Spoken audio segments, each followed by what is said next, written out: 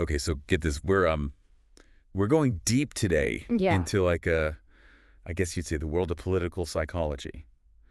And well, it's pretty out there. Yeah. Our source material is this news article Oh, wow. about a proposed bill Really? in Minnesota Okay. that wants to classify Trump Derangement Syndrome as like a for real mental illness. As a legitimate mental illness. Yeah. Huh. It's wild, right? Yeah, that's pretty fascinating and a little bit wild for sure. Yeah.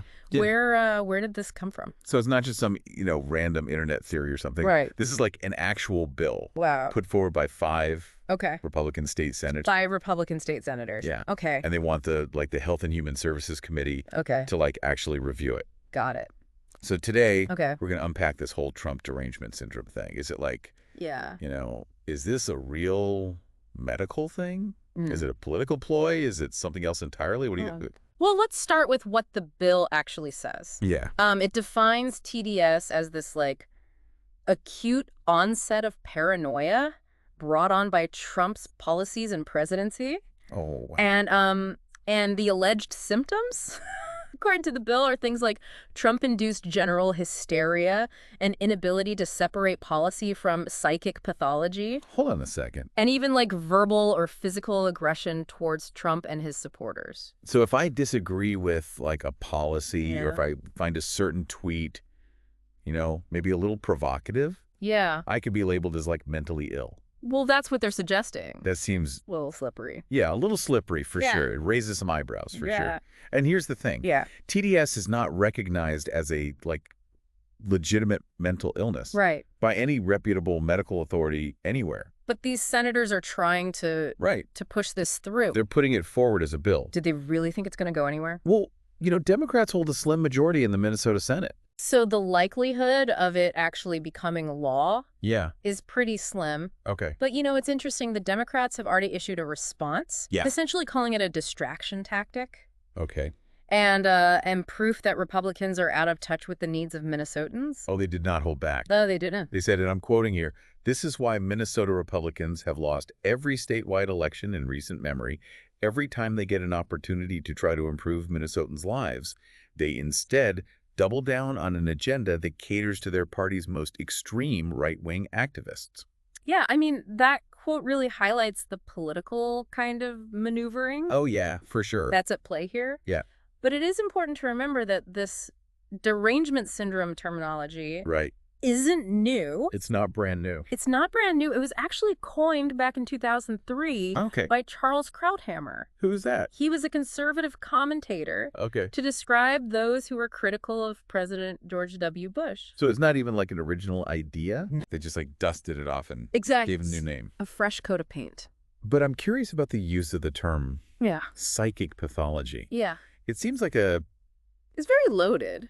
very loaded term. Yeah. Why that? You're right. To pick up on that, psychic pathology carries a very specific weight. Right. It implies, a deep-seated, almost irrational mental disturbance. Yeah. It goes beyond just disagreeing with someone. Right. It suggests a fundamental break from reality. Yeah. So the question is, why use such inflammatory language? What purpose does it serve? And it seems like this type of rhetoric has really ramped up during Trump's presidency and now into his 2024 campaign. Absolutely. And some of his allies have taken this idea and really run with it. Yeah, we see examples of this in our source material. Okay. Take Trump's former lawyer, Alina Habba. Okay. She actually suggested that jurors in his hush money trial needed to be sequestered to prevent them from developing TDS. Wow. And in her words, losing touch with reality. And then there's Trump himself calling his former chief of staff, John Kelly, TDS afflicted. Right. It's they're trying to make this a real diagnosis. Yeah. But, I'm no psychologist. Yay. But I don't think criticizing someone automatically means they're having a mental breakdown. No, I don't think so either.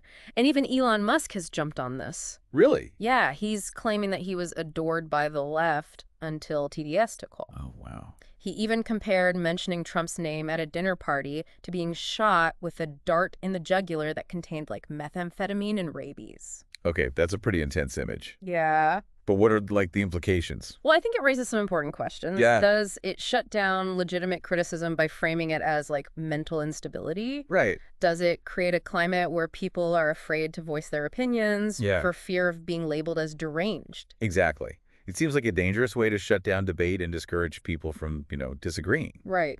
But some might say this is just like a harmless way Yeah. to dismiss over-the-top criticism, that it's not meant to be taken literally. It's a fair point. Yeah. But the danger is that by dismissing any opposing viewpoint as a symptom of mental illness, Yeah. you're essentially saying that the other side is not just wrong, Mm-hmm. but irrational, incapable of reasoned thought. Right. And that kind of rhetoric can really poison the well of civil discourse. And it's not hard to see how that kind of thinking could contribute to the political polarization we're seeing. For sure. People retreat into echo chambers, they demonize the other side, and any hope of, like, finding common ground just disappears. Precisely.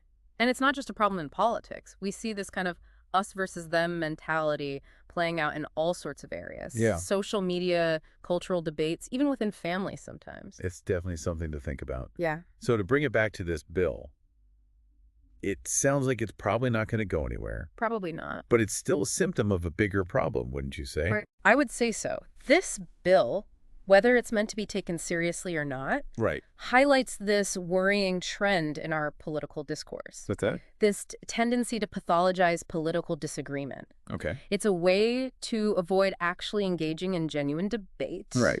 to shut down dissent, Right. and ultimately to erode the foundations of a healthy democracy. That's a pretty sobering thought.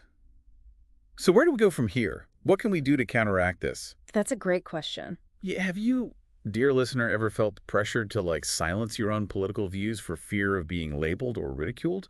What can we do individually and collectively to foster a more respectful and productive exchange of ideas? That's something to think about. Yeah, that's a great point. Food for thought. For sure. Okay.